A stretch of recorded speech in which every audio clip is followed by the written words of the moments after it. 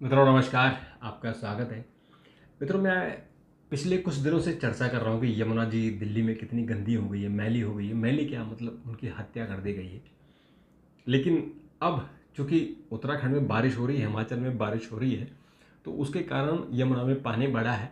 और अब दिल्ली में जो यमुना जी हैं, जहाँ गंदे नाले बह रहे थे, अब वहाँ यमुना का पानी जो पहाड़ से आ रहा है वो बढ़ गया है। और आज ऐसी खबर है कि शायद दिल्ली में बाढ़ आने की स्थिति हो गई है। यानी दिल्ली का जो यमुना का जल स्तर है वो 204.35 मीटर तक पहुंच गया है।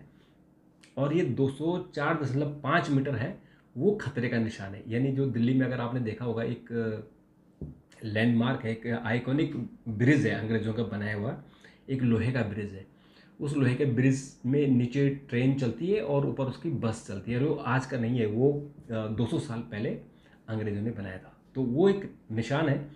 जब पानी वहाँ तक चढ़ता है तो ट्रेनों का, बसों का आवाजाही रुक जाती है। और देखिए, सोचिए आप, कब 150-200 साल पुराना वो ब्रिज है लोहे का। बिल अभी आप टीवी चैनल देखेंगे तो उसमें आपको वो ब्रिज दिख जाएगा, जहाँ दिखाएंगे कि ये यहाँ पानी चढ़ रहा है। तो अभी तक वहाँ पर जो पुराना रेलवे पुल है उस पर यमुना का जलस्तर 204.35 हो गया। अभी जो खबर आई है कि हथनी कुंड बैराज है, वहाँ से 10,000 से 13,000 क्यूसेक पानी छोड़ा जा रहा है।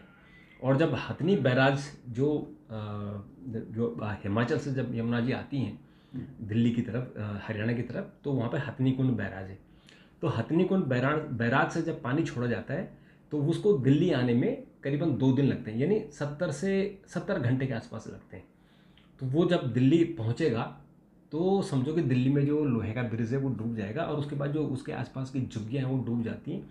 और फिर सबके सब लोग झुग्गियाँ छोड़कर और सड़कों पर आ जाती है। फिर अफरा तफरी का माहौल होता है। आपने पिछली बार देखा होगा, अगर आपके पास फुटेज हो तो जरूर देखेगा कि यमुना का पानी उसी लोहे की ब्रिज से राजघाट की तरफ से और दिल्ली में आ गया था। दिल्ली के आरटीओ तक पानी भर गया था। और आपने देखा होगा कि बहुत सारे टीवी चैनल, उनके जो एंकर थे, वो सुप्रीम कोर्ट और उसके आसपास जाकर वो वीडियो फुटेज बना रहे थे और वहाँ पानी में खड़े होकर।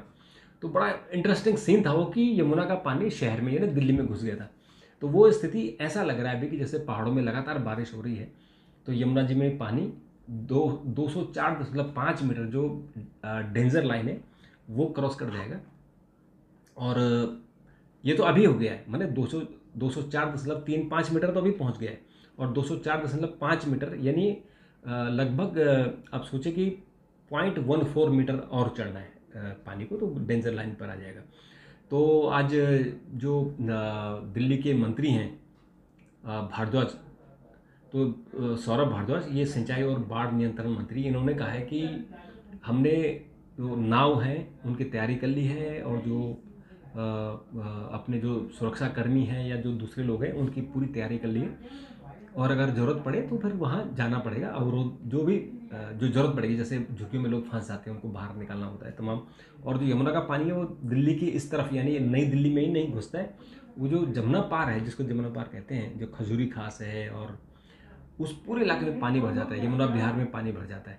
तो वो पानी दोबारा से वो स्थिति आएगी। और मुझे लगता है कि जो वो सीन होगा वो यमुना जी के लिए बहुत अच्छा होगा, क्योंकि हम लोग बड़ी चर्चा कर रहे हैं यमुना जी को यहाँ हत्या कर दी गई है, यमुना जी में पानी नहीं है, सारा प्रदूषण ही प्रदूषण है। तो इस बहाने वो सफाई हो जाती है। और अगर इस पर सरकारें सीरियस हैं तो सरकारों को अभी से ऐसी इंतज़ाम करना चाहिए कि वो पानी एक निरंतरता रहे, नियमित पानी चलता रहे, और यमुना जी में नालों को ना गिरने दें। लेकिन ये बहुत गंभीर विषय की इतनी गंभीरता है कि ये लोग समझते नहीं है। सिर्फ पैसे के वारे न्यारे हो रहे हैं, पैसा खर्च हो रहा है और कुछ नहीं हो रहा है।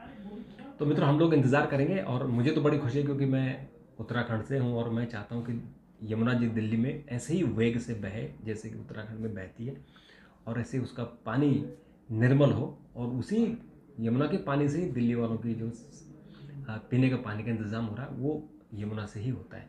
तो यमुना जी रहेंगी तो दिल्ली रहेंगी, और यमुना जी नहीं रहेंगी तो दिल्ली भी नहीं रहेगी। तो मित्रों, अभी के लिए इतना। फिर आपसे मुलाकात होगी, तब तक के लिए नमस्कार, थैंक यू, धन्यवाद।